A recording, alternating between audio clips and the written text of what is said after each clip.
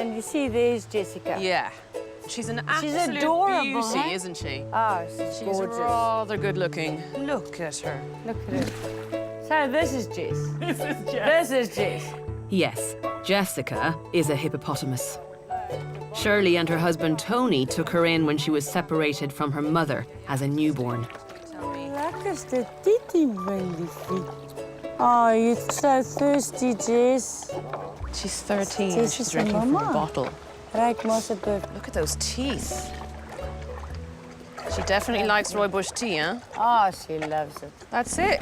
So tell me about how you came to have Jessica in the first place. How did it happen? Well, we found her in the year 2000 with the floods, and she was washed away from her mother. Right. And, well, she washed out just in front of our house. So I ran down and I touched her. How small was she? She was premature, and she still had on her umbilical cord.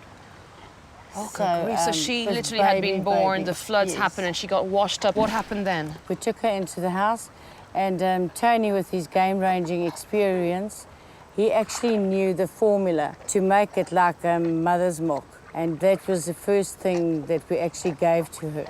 So you didn't have a chance to reunite her with her mother, obviously. She No, was no, washed up, you couldn't... No, she never reunited with her mom. What probably makes this relationship work is a process called imprinting, where an animal forms a very strong bond with the first living thing it sees. As Jessica was washed away from her mother as soon as she was born, it's likely that Tony and Shirley were the first things she saw. So do you think she's imprinted on you or on Tony? I think, well, it's 50-50, Right. definitely. She sees us as her parents. Yeah. Jessica also regularly wanders off back into the wild. She's not in captivity at all. If Jessica wanted to leave, she could be in Mozambique now. But she always comes home and she always comes back.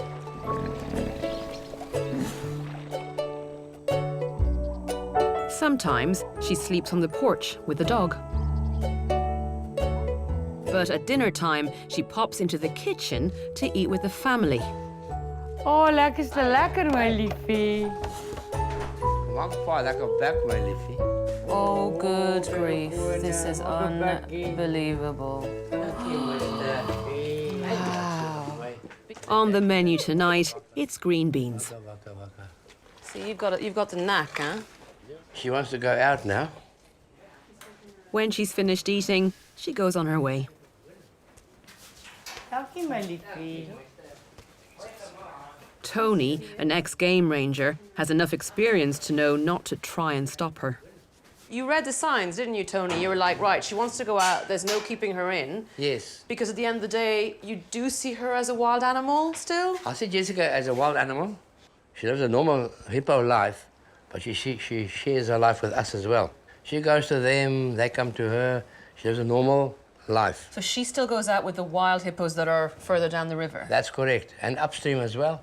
So do you think this beauty is going to be able to mate with wild male hippos and have a calf of her own? Do you think that's possible?